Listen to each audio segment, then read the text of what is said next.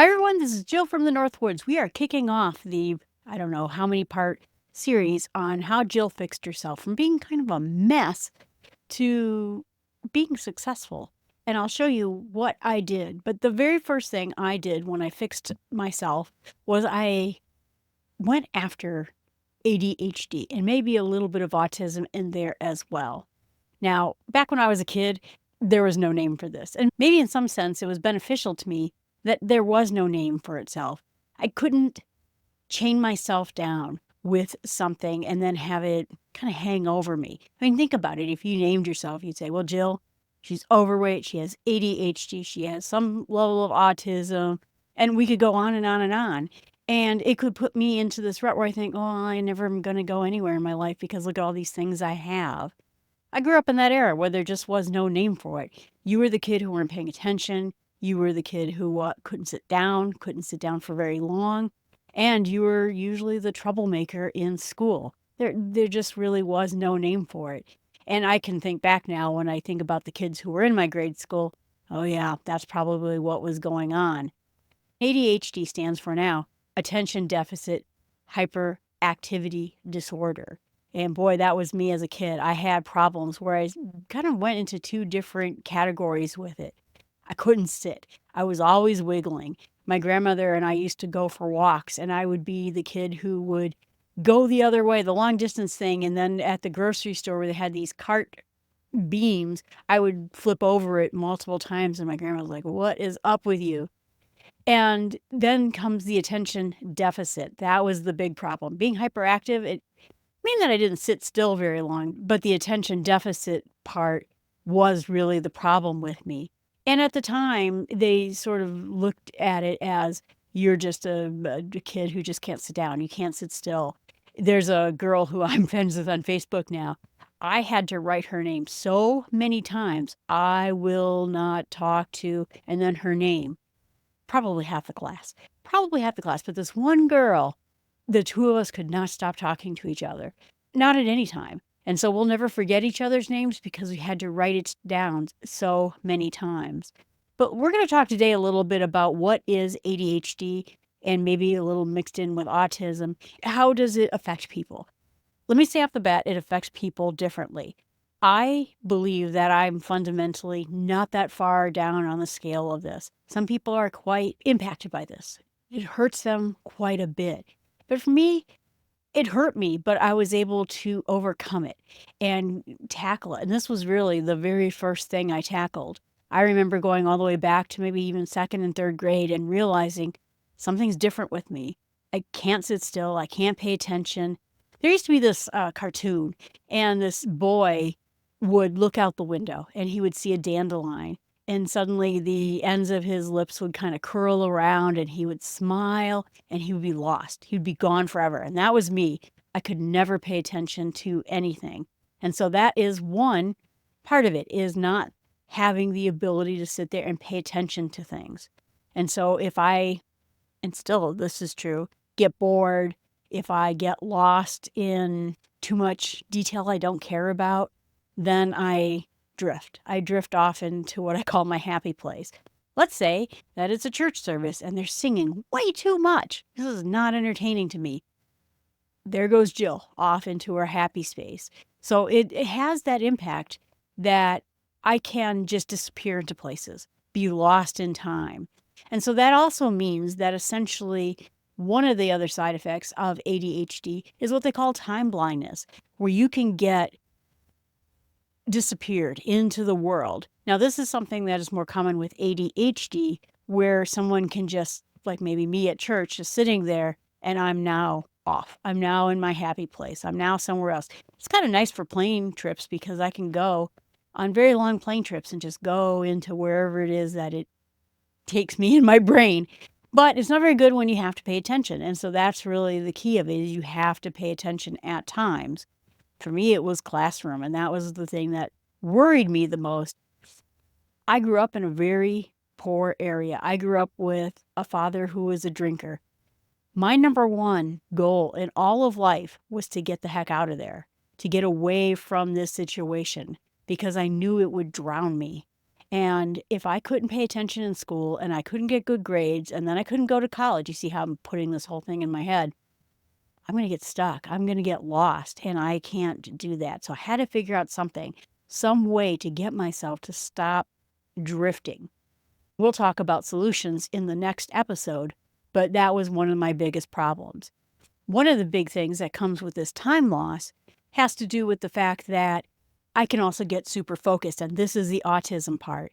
I get really into things, super into things. I can't even tell you how many weird things I've gotten into.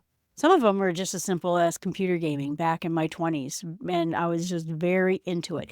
And when I got started in a game that I was really focused in, the whole night would be gone. I would snap out of it and it would be 12 hours later, and I would lose a whole night of things.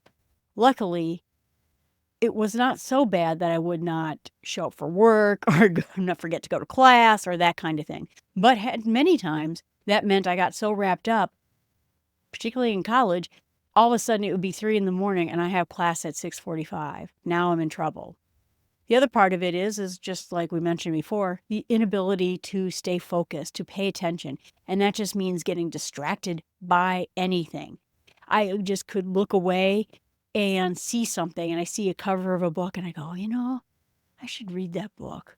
I should read that other book. What was that other book? And I'm gone. I'm not paying attention. And meanwhile, the teacher is talking.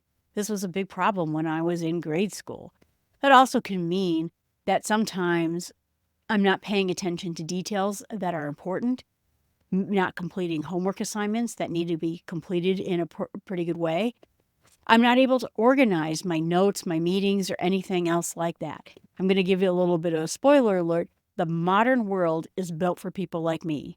All these apps with all these notifications and all these reminders, I am now a dedicated note taker. And we'll talk a little bit about how I got those notes in place. But people will also, when I was a kid, talk about, are you listening to me? Are you paying attention to what I'm saying? And then that goes along then with, general forgetfulness. Because you're not paying attention, you're not storing anything. So it'd come time for exam time, and we would sit there and have some question on the exam. I don't remember us even talking about this. And then comes long projects. I used to be terrible at long projects. Now I kind of like them. But it was hard for me to go through and study for an exam or study for a long project or work on something that was going to take forever. I would get bored, I would get distracted, and suddenly I'm just not doing it at all. And it would get me in trouble in school all the time. And then the second part obviously comes with the hyperactivity, fidgeting, restless. I couldn't sit still. I would constantly be tapping my feet, clicking my hands. People next to me would be like, stop jiggling your leg. It is making me seasick. And then I couldn't stay seated. I had to get up and move around. I would oftentimes go to the bathroom just so I could get up and do anything else. I was the person who brought all the slips to the office, and everyone's like, oh, thank you, Jill, for bringing all the slips to the office. I went around all the schools and took all the slips off the door for attendance and brought them to the office. Why? Because I couldn't sit still. I was doing activities that were getting me up and out of my seat so I could just do something, anything. If it can get so bad, that could mean too that you're running around in classroom, that you're making it impossible for anyone else to learn. Usually, I didn't go that far. I knew there were some kids in my class who did, but luckily I understood when I was going too far. And so I would stop.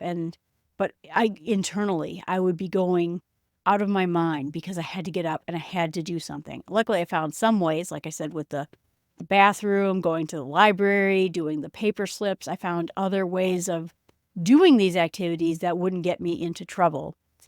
Then there would be times of impulsiveness where you know the answer to something, that you can't wait, that you're working on a project and your people are not going fast enough. And it can be downright rude that you are jumping ahead. Yeah, I get it. You are saying, and you don't let people finish. I saw this joke on the internet that was saying that listening to other people not finish their sentences is like doing a plank and you just want it to be done, but you're sitting there waiting for them to say something. Now, with some people too, there are some things that are like emotional eruptions. They get so frustrated, anger, excitement, whatever it is, and they start to get really disruptive in relationships and in classrooms. They get frustrated with other people, and they have no ability to relate to other people. Now, ways that all this ended up manifesting itself to me when I was in my 20s is that I would get constantly late on my bills, even though I had the money to do it, because I just wouldn't sit down and pay my bills. And so I was late, and it was just so frustrating. Or I would get it done, but I would send it out the day before. Having consistency when it comes to cleaning my house or doing things that I just needed to get done. That was a big problem with me. Now, one of the things that I ended up doing okay with was the fact that I feel very obligated to people. And so I started noticing, even when I was in grade school, that when someone else expected something of me, I snapped into effect. And then I started realizing that I got into groups. I would do what they said because I didn't want to fall out of the group. I didn't want them to be mad at me because I didn't do the thing I was supposed to do. So I learned something very deep about myself, that I kick into gear when other people have expectations of me. And so then I started using that to make myself better. And I was always very hardworking. Even when I got my very first jobs that were pretty terrible, I was a temp. Had to type things all day long, which would have been the worst task ever for my ADD brain. But because my bosses expected of me, I did it. And so I was able to get those things done. Then I started realizing, wait a minute, what if I went into work in customer service where I was a support person in the tech industry, a trainer? I had to go out and help customers. And suddenly I'm realizing I'm doing great at this because when someone needs me, I am there for them. And so I started, like I said, using that little bit of knowledge I had for myself to get myself into gear. I think that if you're suffering from something like this as well, you have to figure out what it is that gets you motivated. And for me, it's other people. I will not go weed my own garden. I will go to your house and I'll weed your garden because you asked me to and you need some help. It's the darn weirdest thing, but I will not do things for myself that I will do for other people easily. The other problem is that when you have ADHD, you start getting this out of sight, out of mind mentality. So I first noticed it that I grew up on a military base. And when people would move away from the base, I wasn't that person that kept up with them. They were just gone. They were out of sight. That was the end of our friendship. I never talked to them again. I never wrote them again. It wasn't until Facebook came out where suddenly I was back in contact with them. But it was even projects that if I lost whatever reminder I had to do a book report or something else like that, gone. It is gone. I totally forgot about it. And then I started realizing how I could keep things in front of me so that I'd always get them done. And so now I am a notorious to-do list person because if I don't, out of sight, out of mind. So I make sure that whatever I need to do is right there in front of me. And so it really started to break me down a little bit when I was in grade school, primarily because teachers would say I was smart, but I couldn't get things done. I would be late on assignments. I'd be late on book reports. I would study far too late for a test or an exam, and then I wouldn't do very well. So even though my teachers were like, you are very smart, you understand complex ideas, but you're getting B minuses. You're not doing very well. And so slowly but surely, I started to learn techniques, which we'll talk about next time, about how I could get on top of this, how I could get over some of these things that I wasn't doing correctly, and ended up not getting fantastic grades, but doing enough so that I could get through school and start doing okay. But for a long time, it would depress me. It would make me sad in school that I thought I understood things and I didn't feel like I had a learning disability in the sense that my best friend, she could not grasp certain concepts. And so I would tutor all the time on these issues. And so I knew it, but how come it wasn't coming out the other side to where I could get good grades? And then comes the topic that I started learning more and more about this. When I got into college, I suddenly learned about what at that point they called attention deficit disorder, ADD. And when I was in college, I took this one class, I was a psych major, and so I took this one class with this professor, and she was showing examples of people with ADD and their brain. And you would think if that you're hyperactive and you're always thinking and your mind is like a river and there's ideas and thoughts going on all the time, that your brain would just be in overload mode all the time. And then what it turned out, when they looked at people's brains, it's actually the opposite. Let's say my best friend, she's sitting in a waiting room. She's fine. She's waiting. She's sitting there. Everything's cool. Meanwhile, I'm going nuts. I'm inability to sit still. I can't believe this time is taking so long. I am just sitting there dying on the vine. When you look at the brain is starving for information. And when you look at the brain of someone who had ADD or ADHD, it's quiet. They are not getting enough input. They're not getting from just sitting around in a normal thing. So that's why I could go to these big game conferences, these big tech conferences, and everyone else is overwhelmed with stimulus, lights and neons and all these things that were flashing around, but not Jill. Jill was fine. I was finally in this place where I was getting enough stimulus in. So then it struck me, okay, so the brain is not getting enough stimulus on a day-to-day basis. I started drinking caffeine because I realized that caffeine keeps you awake. It makes you more attentive. It makes you more active in the world. And I started self-treating myself with caffeine all the time because it was giving me that brain activity I really was dying to have. So I started self-treating myself. My friend asked me back when I was in college, well, why don't you go to the doctor and get medicine? And from what I was reading about the medicine at that time, it changed you. It changed who you were. And I thought, there are some benefits, and that's what we're going to talk about in 2 weeks, about the benefits of ADHD. There are some, and I didn't want to lose those benefits. So I didn't want to go on medication because, like I said, from what I understood, it changed who you are. So I'd rather self-medicate with caffeine and lots of stimulus, and my room and my house and everything like that has lots of lights and lots of things going on. And I'd rather go that direction than this. The other thing comes in is something that when you have ADHD, they call it masking. And I had an interesting conversation with someone at work the other day. But masking is one of those things that you hide a disability. And in the case of ADHD or autism, you try to come off very normal. You try to come off that you're not having a problem, that you are listening, that you are paying attention, that you're doing all the things that you're supposed to do.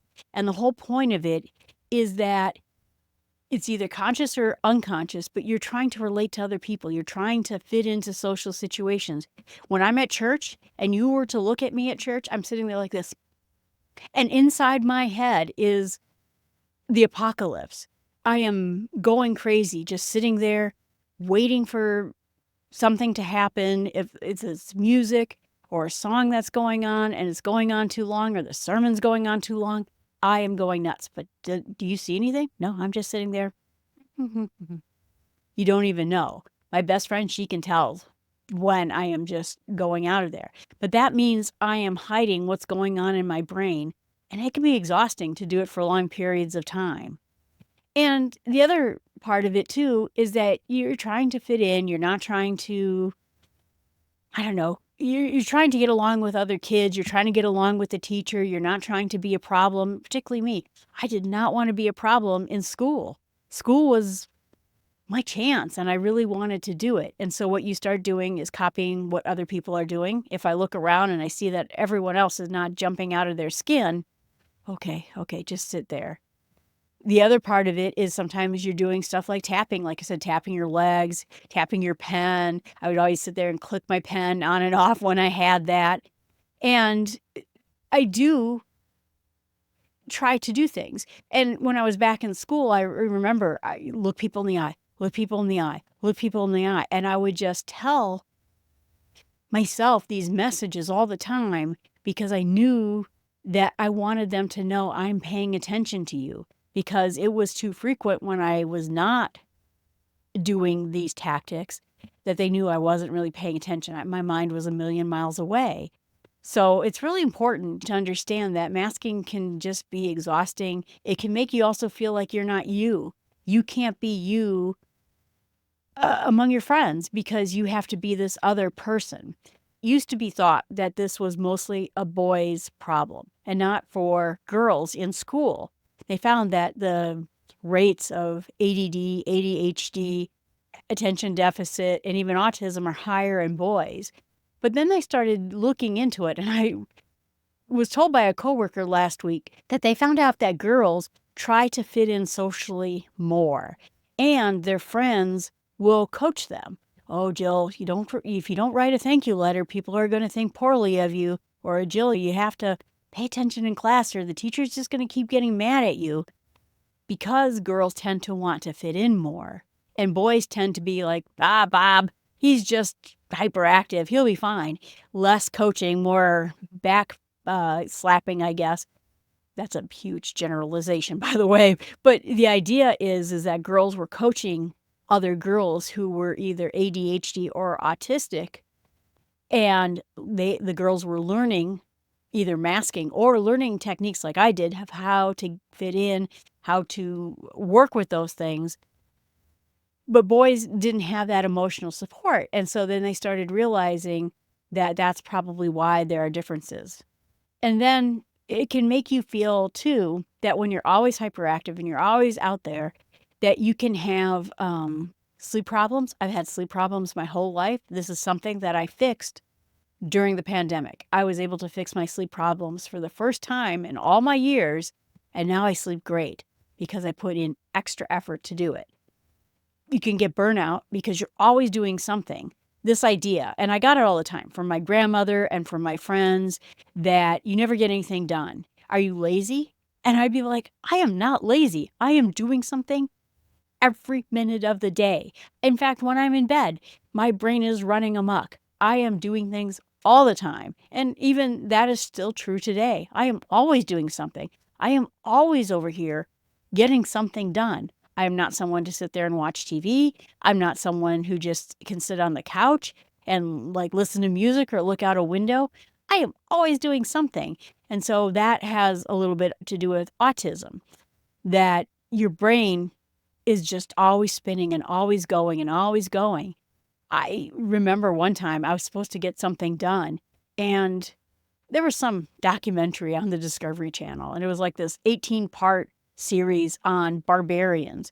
I sat down and watched the whole thing, and then I realized, oh no, I was supposed to do something tonight. I wasn't supposed to just sit here and watch an 18-part show on barbarians. I'm an expert now on the barbarians that ran through Europe, but I didn't get the thing done that I was supposed to be doing that night. That is the story of my life. And that is something that I was able to fix too. Like I said, back in my 20s, I was lost. I couldn't make ground on anything. And I was a hard worker. I always got good performance reviews. I always worked really hard. I was the person who, if someone had to stay late, I stayed late. If someone had to create a spreadsheet, I created a spreadsheet. I was always that person that worked very hard. But the funny thing is, like I said, when it came to my own life, my own progress, I just never could get anywhere with any of it. And so this started just to wear me down. And I realized that while I was doing very well at work, I wasn't really getting anywhere. Then what happened is I ended up getting a very, very hard job at a very hard company that did not put up with crap at all.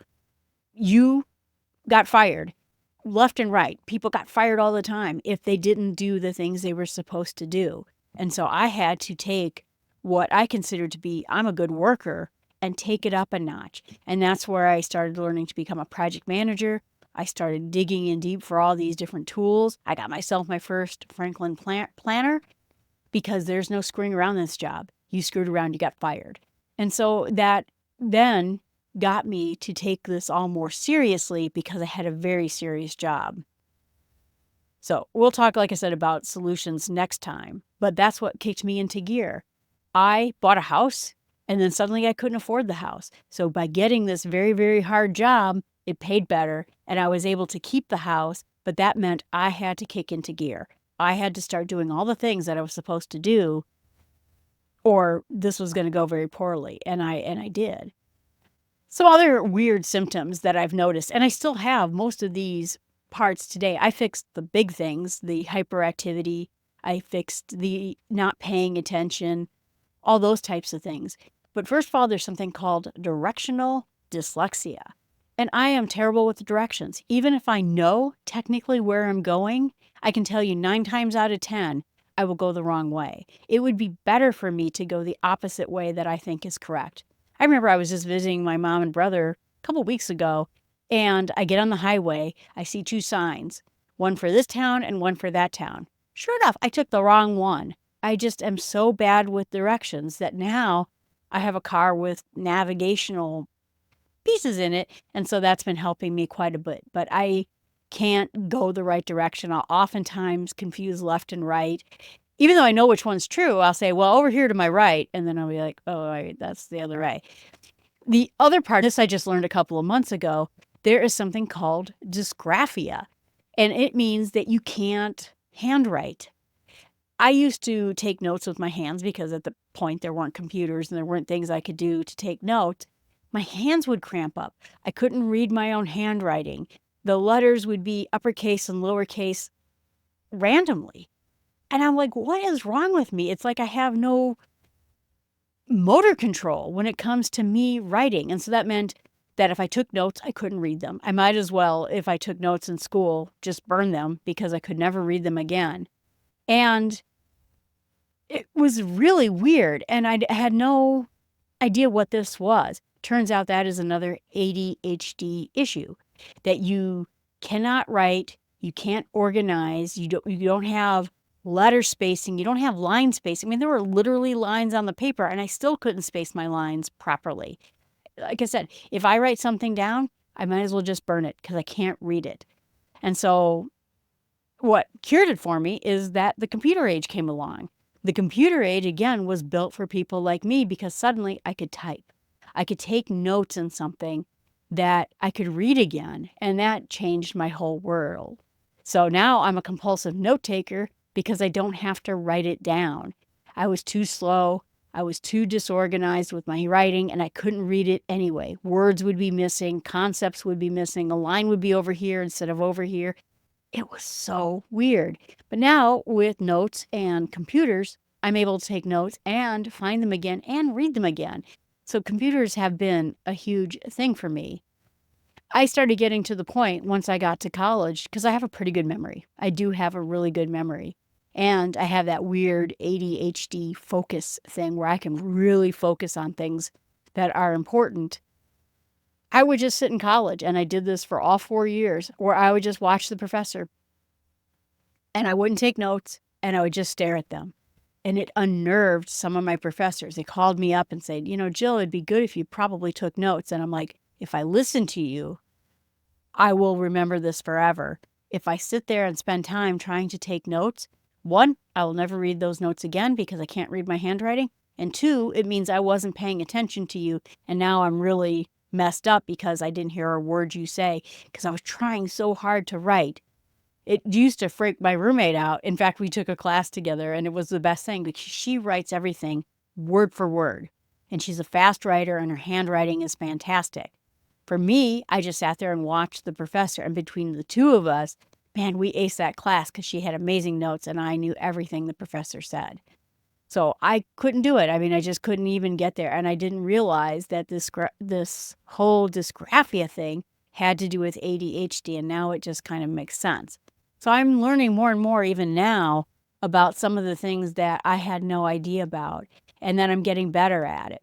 So a lot of this ADHD thing can be overcome, or if you can't overcome it, can be fought in other ways. And so that's why I really want to talk about this whole point, because someone at work, I made some sort of offhanded comment in a meeting. And I said something like, oh, that's just my ADHD acting up. And so he contacted me afterwards and he goes, do you really have ADHD? And I said, yeah. And he said, well, I'm kind of surprised. I didn't think you did. Do you just tell people like that? I mean, don't people think less of you because you do? And I said, well, it would if I didn't get things done, if I wasn't able to get my work done, if I wasn't able to work hard, and I didn't have a reputation as someone who got things done, because I have worked all these years to overcome all the things of ADHD. Some things still leak out, primarily at home, primarily on my own time, but now not so much anymore. And I'll say that the very last piece of it is I was put on a medication for health a couple of months ago, about 6 months ago, and this drug, as a side effect, it takes care of ADHD. I am now able to focus more than I've ever been my entire life. Like, I can sit down for hours and hours and hours and work on a project when it would be hard. I had all these, like I said, mechanisms in place to make that happen, but now I can actually do it. So it's really been kind of interesting for me, because now I see how much of my life is ADHD and how much of my life was just me being me. It's very, very interesting. But we're going to talk about next time about what we can do to fight back against ADHD and some of the negative side effects.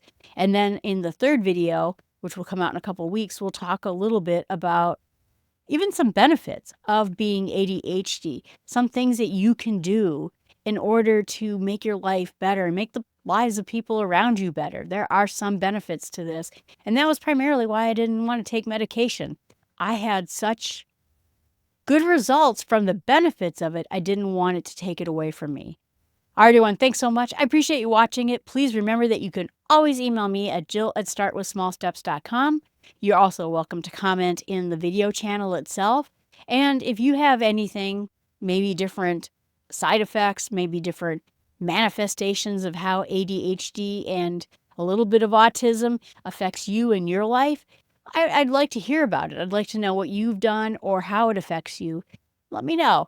I'm happy to hear your stories too. And like I said, you can also email me too if you'd rather not say it out loud or in a chat on a video channel. Thanks so much for watching, and I hope you have a wonderful day.